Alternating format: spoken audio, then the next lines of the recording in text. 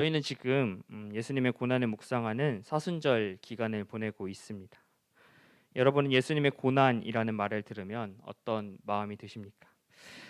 사실 너무 와닿지 않는 이야기여서 그냥 그런가 보다, 고난 받으셨나 보다라고 막연하게 느끼고 있을지도 모릅니다. 우리는 예수님의 고난보다 지금 내가 겪고 있는 고난, 힘듦, 괴로움이 더 크게 다가옵니다. 타인의 엄청난 고통보다 지금 내 손가락이 아픈 것이 더 큰 고통으로 다가오는 것이 인간이면 누구나 갖고 있는 본성입니다. 근데 이러한 개인의 힘듦 경험, 현재 겪고 있는 일상의 고통을 갖고 살다가 그것과 유사한 비슷한 타인의 상황이 겹쳐지는 순간에 우리는 상대에게 느끼는 고난과 힘듦, 고통에 동감하게 됩니다.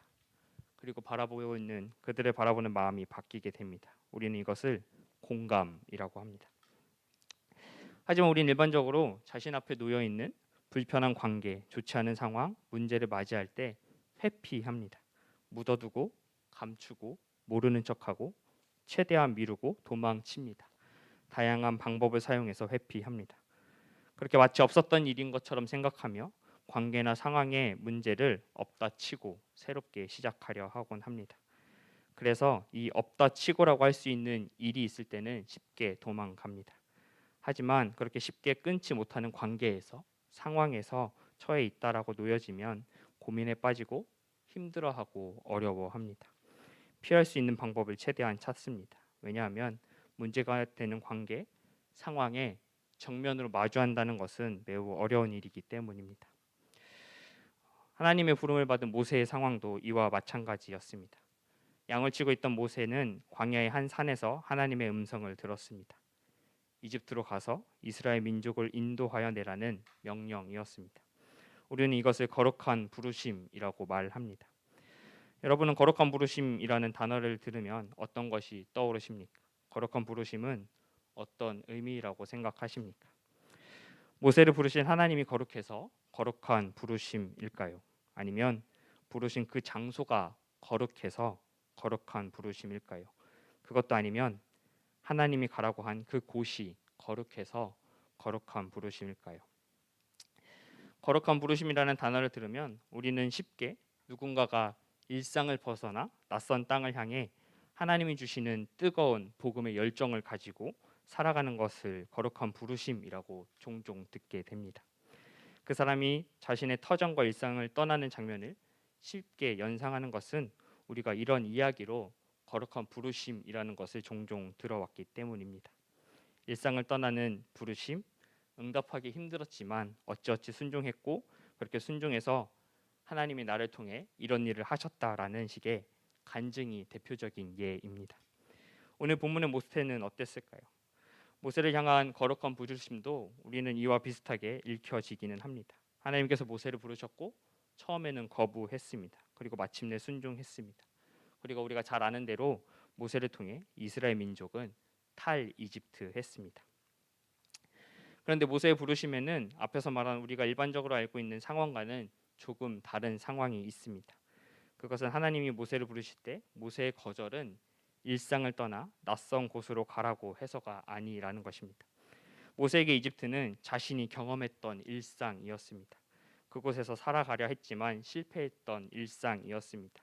그곳에서 더 이상 있고 싶지 않아서 기억에서 잊고 있었던 일상, 문제라고 생각했던 일상, 감추고 싶었던 일상이 이집트였습니다. 그곳으로 다시 돌아가라고 했기 때문에 모세는 거절했습니다. 잘 아시는 것처럼 이집트 민족은 노예였던 이스라엘 민족의 번성의 위협을 느꼈습니다. 그리고 이스라엘 민족에게 산하 제한 정책을 시행했습니다. 태어나는 남자아이를 모두 죽이라는 명령이었습니다. 그 가운데 모세는 겨우 죽음을 피하게 됩니다.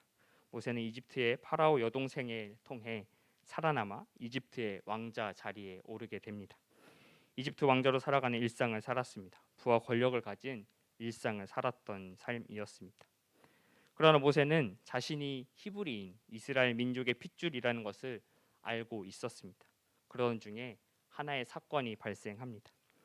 자신의 동족 노예 생활을 하던 히브리인이 이집트 사람에게 억압당하는 모습을 보게 됩니다. 모세는 분노했습니다. 그리고 자신의 방법으로 이 문제를 해결하려 합니다. 주변을 살피고 아무도 없다고 판단한 모세는 자신의 민족을 억압하는 이집트 사람을 죽입니다. 자신의 방법으로 문제를 해결했습니다. 그리고 그렇게 상황이 끝났다고 생각했습니다. 하지만 이후 모세의 행동이 숨겨지지 않았다는 것을 모세는 알게 됩니다. 자신이 현 상황에 마주한 문제를 피해 모세는 일상에서 도망칩니다. 그 장소가 바로 오늘 배경이 되는 미디안 광야입니다. 그렇게 모세는 자신의 일상을 떠나 잊고 살기로 결정하고 살아가기 시작했습니다. 모세에게 미디안 광야는 또 다른 일상이었습니다. 그곳에서 모세는 결혼을 했고 아이를 낳았습니다. 그렇게 또 다른 일상을 살고 있던 모세에게 하나님이 찾아오신 것이 오늘 우리가 읽은 본문 말씀입니다. 일상생활을 하던 양을 치던 모세에게 광야의 한 산에서 불 붙은 떨기나무는 일상 현상이었습니다. 건조한 환경에서 가시덤불, 떨기나무가 고열과 서로의 마찰로 불이 붙어 사라지는 형상은 광야에서 일어나는 일반적인 일상 현상이었습니다. 그런데 그 일반적인 현상에 특별한 일이 더해졌습니다.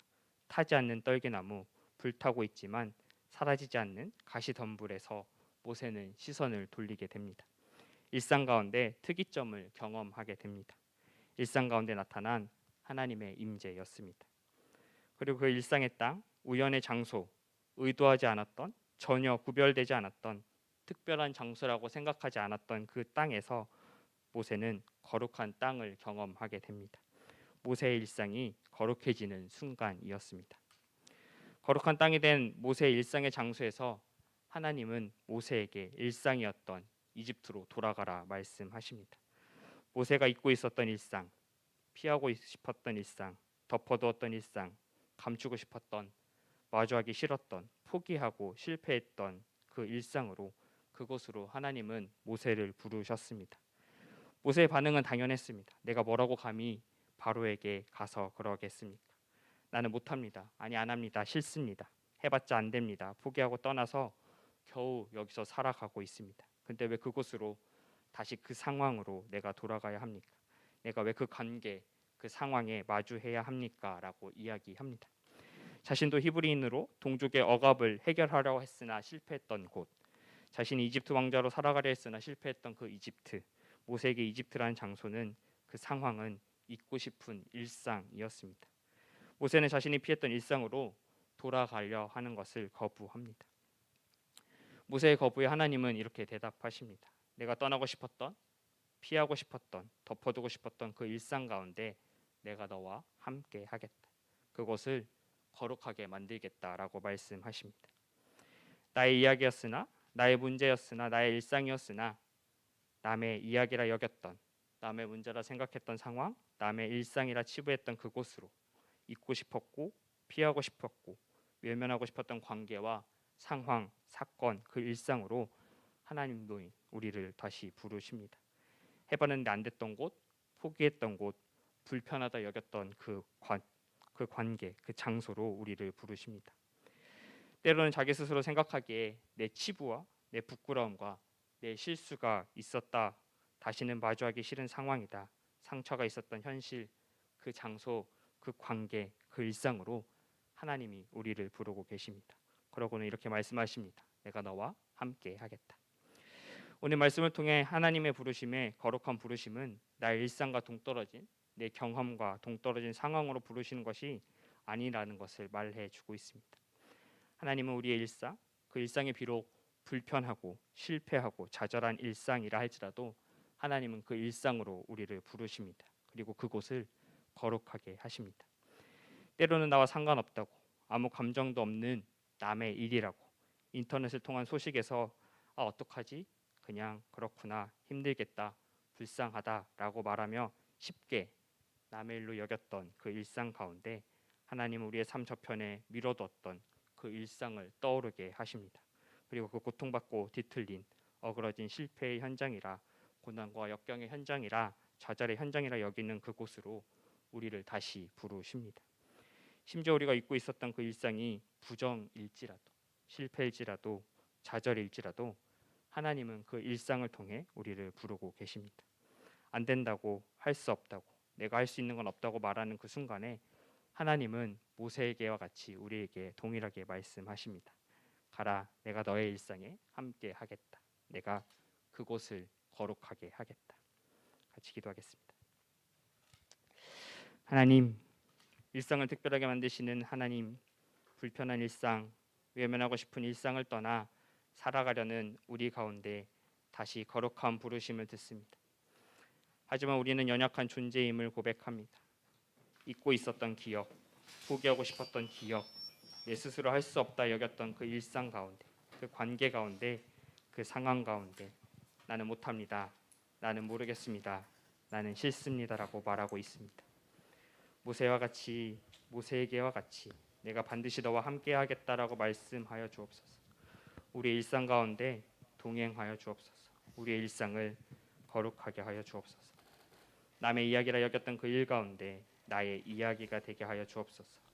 일상의 거룩한 부르심에 응답하는 자 되게 하여 주옵소서. 우리 주 예수 그리스도의 이름으로 기도합니다.